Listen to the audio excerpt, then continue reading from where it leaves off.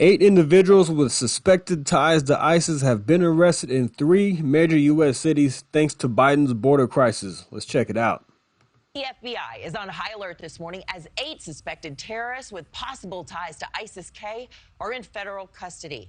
ICE officials arrested the men from Tajikistan in some of the biggest cities in the country: New York, Los Angeles, and Philadelphia. All of them entered through the U.S. through the southern border. News Nation's Alicia Nieves has more from New York City. And Alicia, the FBI has been worried about terrorists slipping through the border chaos for a while now. Yeah, Anna, this has certainly been a growing concern for many federal authorities, right? In fact, the Department of Homeland Security told us that there has been a growing concern, a growing threat level environment here in the U.S. for the past year for both domestic and foreign terrorism. These latest arrests of non-citizens or migrants with possible ISIS connection only being an illustrative reality of that growing concern.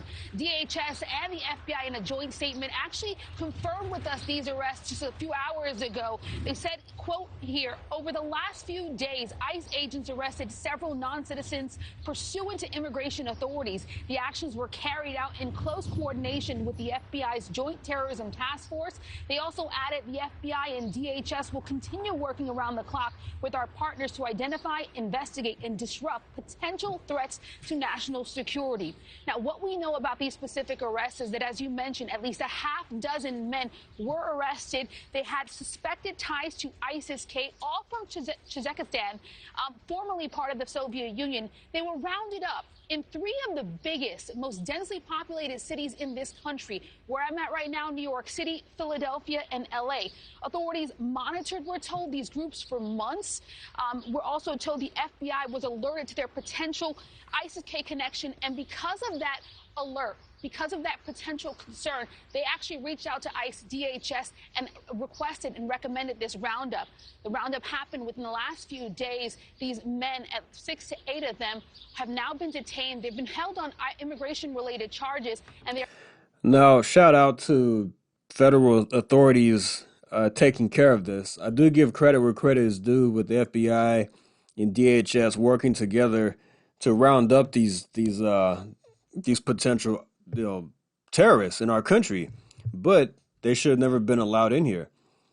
This is a problem when you open the floodgates, when you're not when you don't have a hard stance on immigration, and people feel they can come over, even though they were vetted. Somehow they slipped through the cracks, but luckily they kept a close watch on these guys. They're possibly facing deportation. However, we are also told that potential terrorism charges could come. It seems like right now the threat was so concerning they just wanted to round these men up, continue their investigation, and then, of course, proceed possibly with terrorism-related offenses or charges. Well, Alicia, it's easy to see why illegal immigration, is one of the top concerns for voters as we get closer to November. What do we know about these alleged bad actors and how they got into the U.S.?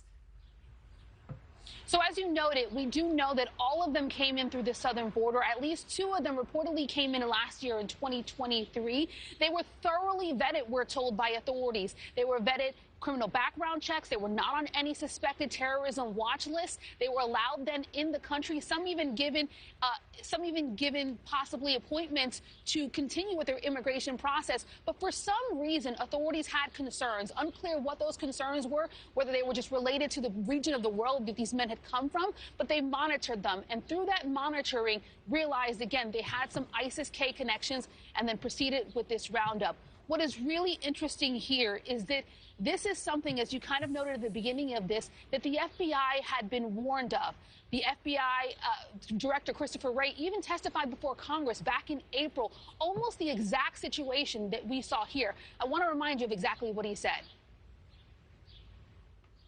I will tell you that we have any number of instances where somebody who is of concern, where there wasn't adequate biometrics or other identification information at the time they came across, then later information is found that highlights why they're of concern, and then it's the FBI and our partners who have to then go try to find the person, take whatever action we can to disrupt the threat that that person poses. Yeah, and the FBI director there even proceeded in that testimony and even in comments as early as last week, concerned about a possible coordinated attack here in the U.S., similar or at least following the ISIS-K terror attack that happened back in March at a Russian concert where 145 people died. With that context, you get to understand why these recent arrests are so concerning and certainly a bit eerie right now. You got it. Alicia Nieves live for us there. Very concerning, very eerie. This is why immigration is the number one issue for me come November, because there is the potential for a terrorist attack to happen on American soil. We don't want to see another 9/11. We don't want to see what happened in Moscow happen here in the United States. This is why Trump was so effective at the border. He took a hard line on it, and some people got offended, but now you look at what happened, what's happening to Joe Biden versus Trump, and you see why he was so tough on immigration. Why Trump was so tough on immigration. You didn't have all these suspected terrorists coming across the border. You may have had a few, but it wasn't at the numbers that we're seeing right now with Joe Biden. So shout out, like I said, shout out to FBI and DHS for rounding these people up, but they shouldn't be able to get into the country in the first place. If you have strong border security, strict border security, these things are less likely to happen. And thank goodness nothing has happened up to this point. So we must get out and vote in November and vote for who is going to be tougher on the border to protect the people of the United States, to protect you and I, and so we can have a normal way of living without having a fear of terrorist attacks.